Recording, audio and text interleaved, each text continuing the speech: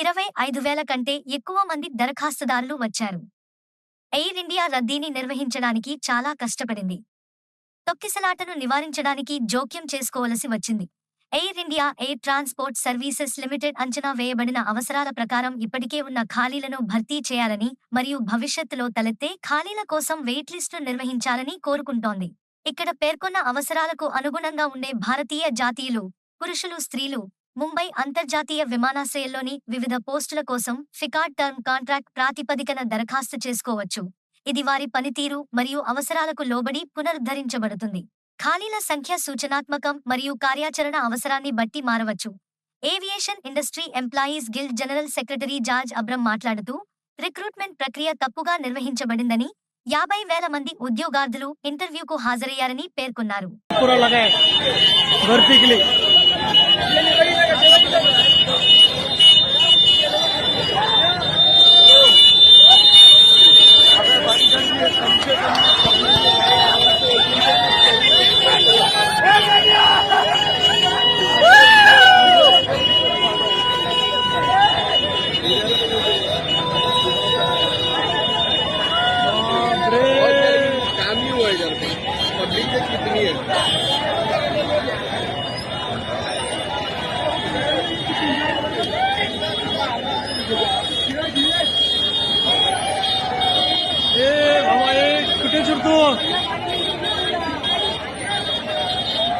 अंदर के लिए अंदर लाइन लगवाएंगे अभी।